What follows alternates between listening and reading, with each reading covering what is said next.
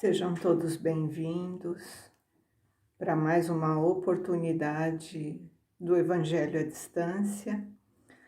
O meu nome é Valdereza, eu faço parte da comunidade espírita Caminheiros do Amor, situada na Avenida Arnaldo Magnicaro, 1370, no bairro do Campo Grande, em São Paulo. E hoje nós vamos discorrer sobre os itens número 9 e 10 do Evangelho segundo o Espiritismo. O tema central do capítulo 13 é que a vossa mão esquerda não saiba o que dá a vossa mão direita. E hoje teremos a instrução de dois espíritos, onde o tema central é a caridade material e a caridade moral. Mas antes de iniciarmos, como é de costume na doutrina, nós vamos fazer a nossa prece de abertura. Vamos acerenar os nossos corações, elevar os nossos pensamentos até Jesus, envolvidas por esse sentimento harmonioso. Vamos agradecer a oportunidade de estarmos mais uma vez aqui e pedindo para que Ele esteja conosco, iluminando o nosso pensar, o nosso coração, que Ele possa abençoar o nosso lar, a nossa família e todos aqueles que convivem conosco nesta jornada. Pedimos o fortalecimento da nossa fé através do seu Evangelho de luz que ilumina o nosso caminho, para que possamos ter a confiança e a esperança no amor divino e que a misericórdia do Criador e esse amparo esteja presente constantemente em nossas vidas, que nós possamos confiar sempre no nosso Criador, no Pai da vida. E Jesus veio nos direcionar, nos mostrar que esse amor nos sustenta. Que assim seja, graças a Deus, graças a Jesus. Então iniciamos, o estudo dessa semana e são duas instruções, são duas mensagens de dois espíritos amorosos que vêm nos explicar, vêm nos instruir sobre a caridade material e a caridade moral. Então, a primeira leitura trata-se do espírito da irmã Rosária, em Paris, em 1860. E a segunda mensagem é de um espírito protetor em Lyon, 1860.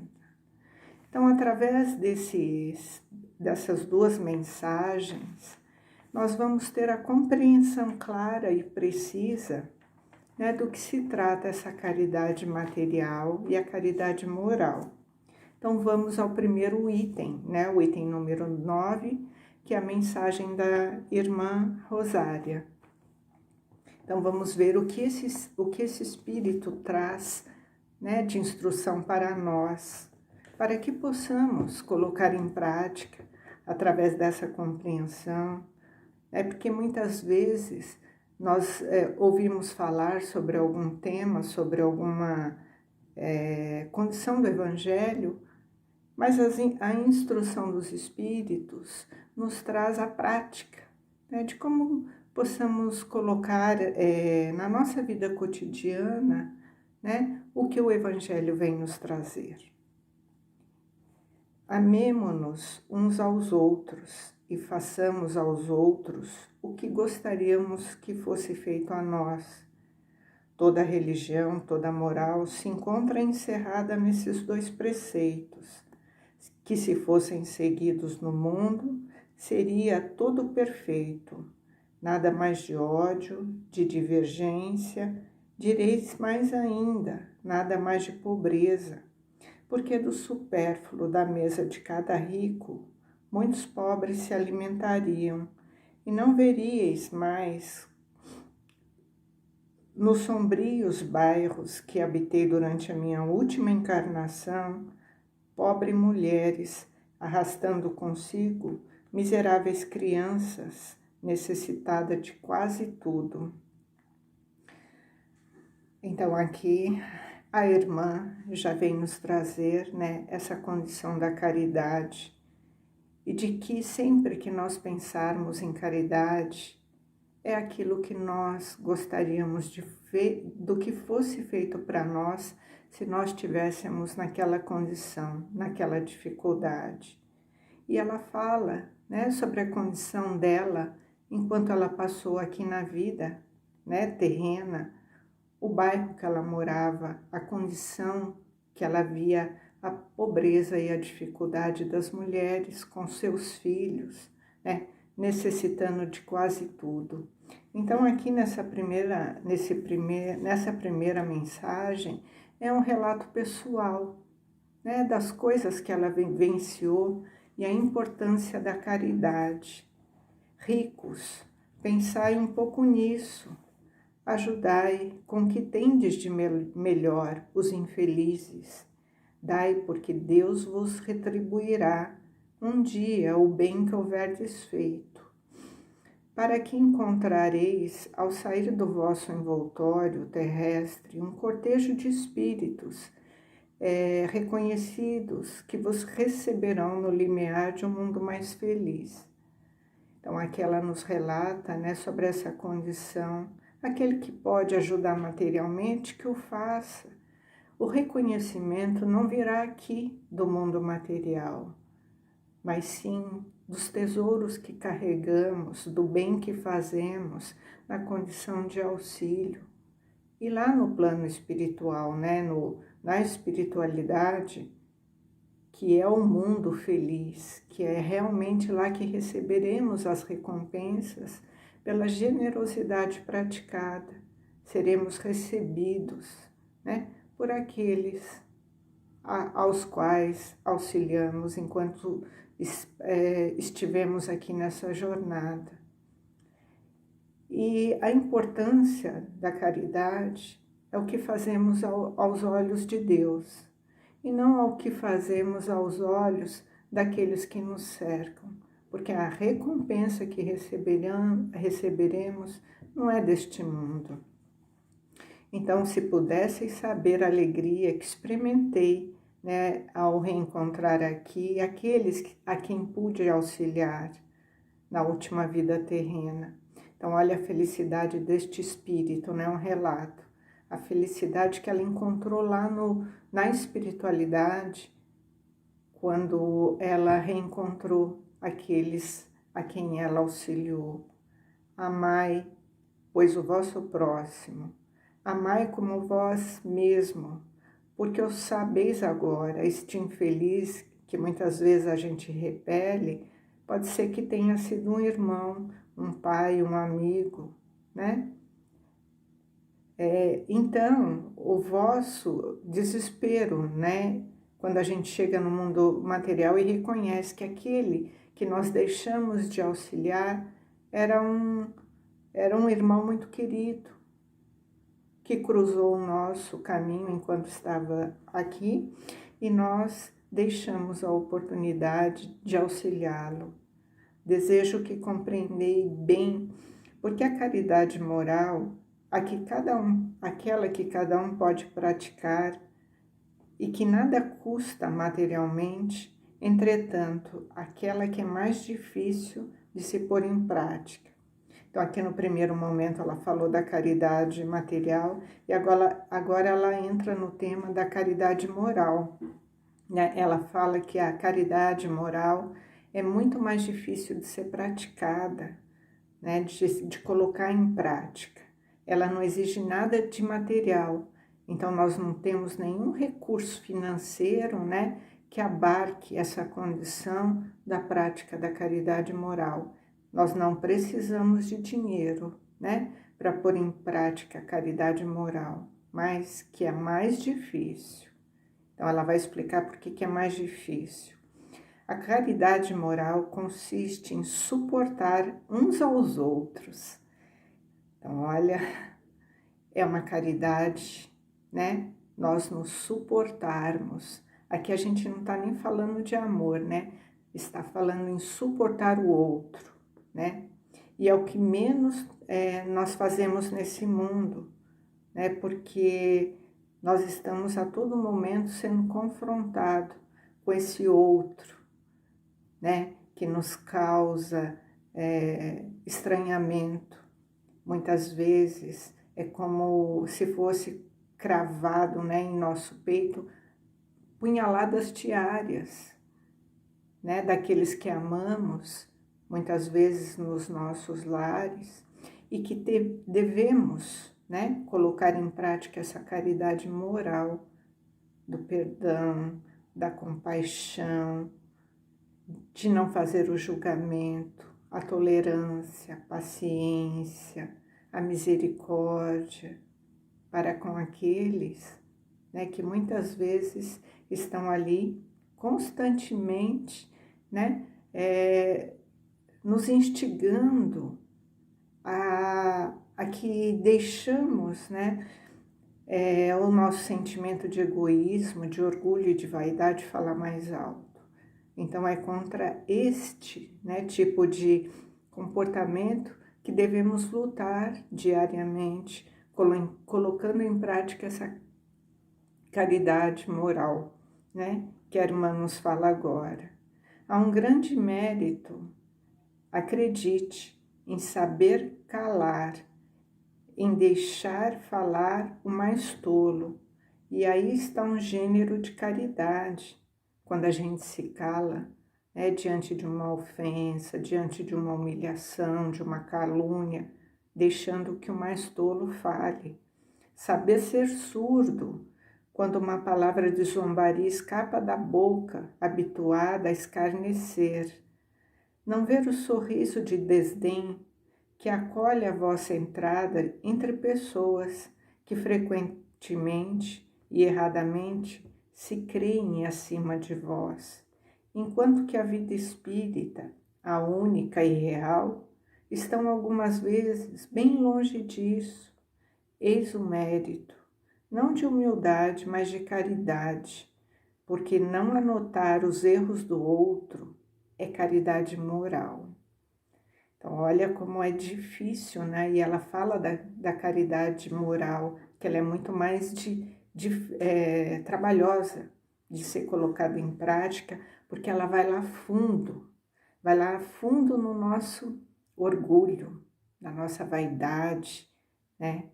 Aqueles milindres que a gente, né, se coloca quando a gente recebe uma palavra, uma ação, daqueles que frequentemente, né, se colocam ali na nossa existência. Entretanto, essa caridade não deve impedir a outra. Então, ela chama atenção, né? Não é só a caridade moral, nós precisamos, né, colocar em prática também a caridade material, porque estamos aqui no mundo de provas e expiações e temos aqueles irmãos que necessitam realmente da caridade material, do alimento, de uma roupa, de um medicamento, de de uma condição do dinheiro mesmo, né? Então, nós temos sim que pensar na caridade material e sempre que pudermos ter a oportunidade de ajudar, que o façamos. Mas tenhamos em mente, quando não temos o recurso, né, material, temos a condição de fazer uma prece, uma palavra,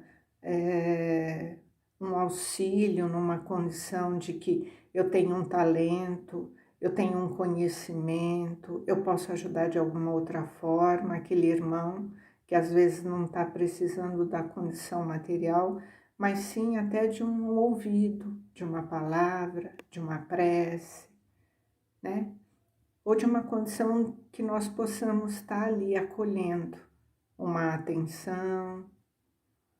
Então, fiquemos atentos, né, para essas oportunidades.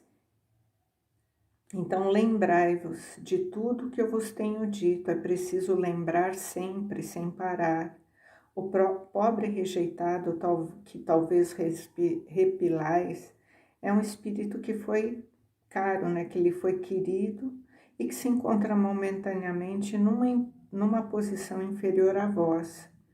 Eu revi um dos pobres da terra que pude, por felicidade, beneficiar algumas vezes, e a quem me cabe agora implorar por minha vez.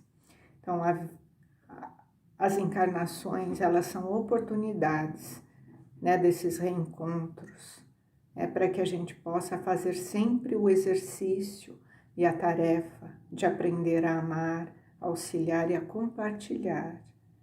Então, relembremos, né, que Jesus disse: pensai sempre nisso antes de repelir o leproso ou o mendigo, né? Que possamos seguir o exemplo de Jesus. Pensai naqueles que sofrem e orai. Então, essa é a primeira instrução, e agora nós passamos para a segunda, que é do Espírito Protetor, em Leão, 1860. E essa instrução começa com uma pergunta, e o Espírito vai responder. Então, a pergunta é a seguinte: meus amigos, ouvi vários de vós dizerem para si mesmo: como posso fazer a caridade, se frequentemente não tenho o mesmo necessário? Então, esse Espírito protetor, nessa instrução, ele vai responder essa pergunta, porque, como ele mesmo diz, ele ouve muitos encarnados perguntarem, né? Como que eu posso auxiliar alguém se me falta, né? Muitas vezes o necessário.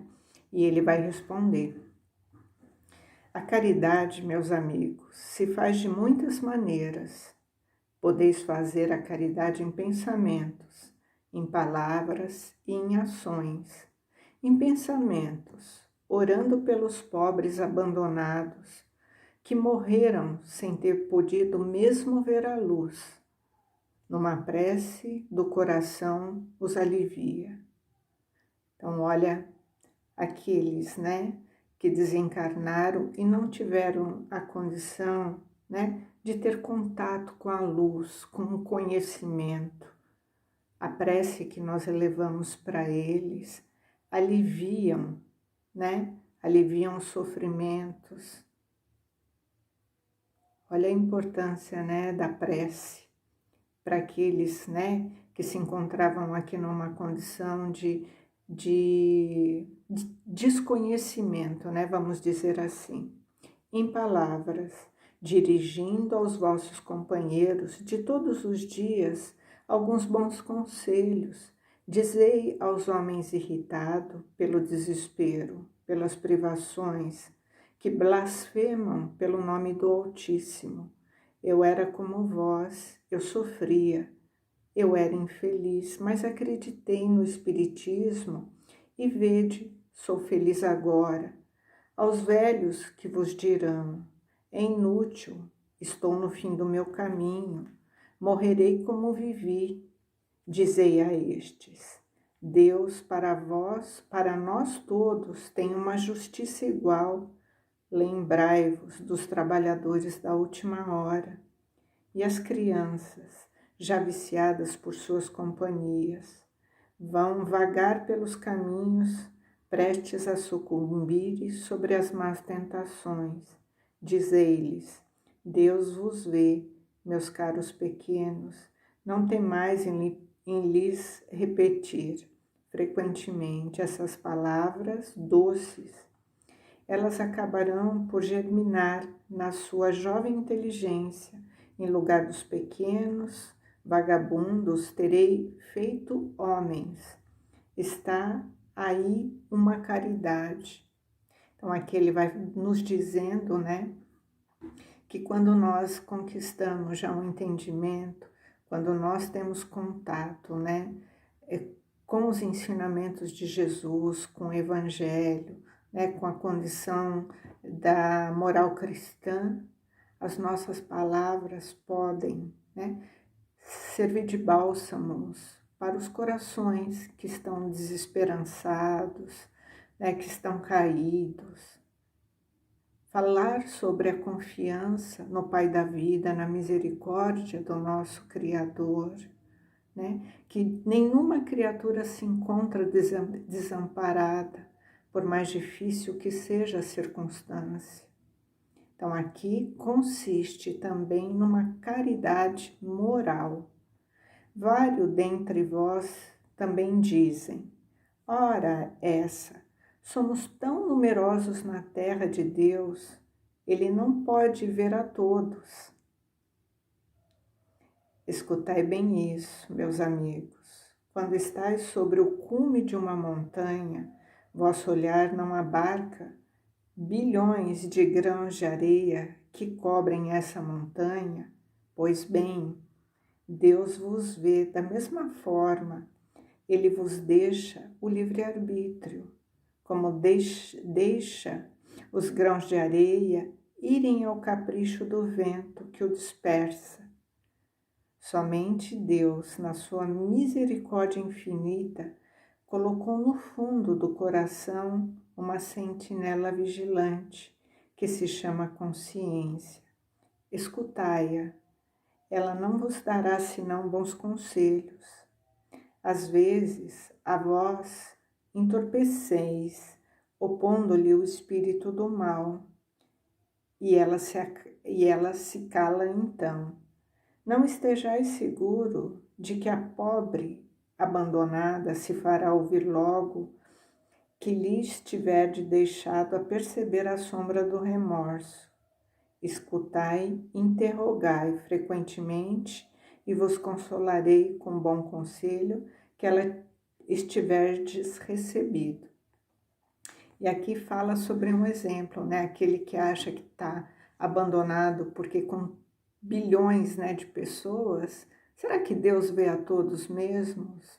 Né? Então ele fala, né, aqui nos trazendo um exemplo, né? Quando nós estamos no alto de uma montanha, a gente consegue ver bilhões, né? Ali tem bilhões de grãos de areia, né? E Deus é como se estivesse em cima, no topo dessa montanha. Ele vê a todos, Ele sabe dos detalhes de cada um de nós e de todas as nossas necessidades. Só que Ele também nos dá o livre-arbítrio e cada um segue, né? Através das suas escolhas, pelos caminhos. Muitas vezes nós escolhemos caminhos difíceis, né? Trabalhosos. E Deus nos dá uma centelha divina que é a nossa consciência. E as respostas objetivas e coerentes estão na nossa consciência. Só que muitas vezes, né, nós entorpecidos aqui pelo mundo material, né, nós nos distraímos com as delícias do mundo material e fazemos as escolhas equivocadas.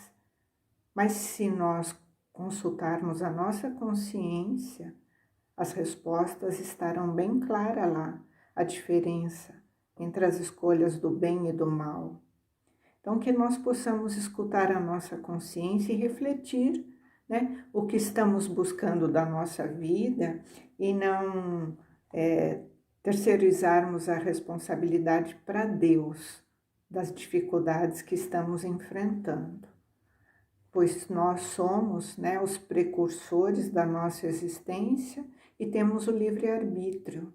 Então, repensemos sobre as nossas escolhas, porque temos a consciência. Meus amigos, cada regimento novo, o general fornece uma bandeira E eu vos dou a máxima do Cristo: amai-vos uns aos outros. Praticai essa máxima e reuni-vos ao redor deste estandarte, e dele recebereis a felicidade e a consolação. Né? Finaliza esse espírito. Então, essas duas instruções, né? Ela vem nos exemplificar como podemos agir, né? Diante da prática da caridade material e da caridade moral. Então, pensemos nisso. Deus, na sua infinita bondade, na sua misericórdia, nos deu o livre-arbítrio e a nossa consciência, que possamos, através dos ensinamentos de Jesus, conduzir sempre na esperança do futuro melhor. E o que nos direciona para esse futuro melhor, para esse mundo feliz, é o bem que praticamos. Que assim seja, graças a Deus, graças a Jesus, e uma boa semana a todos.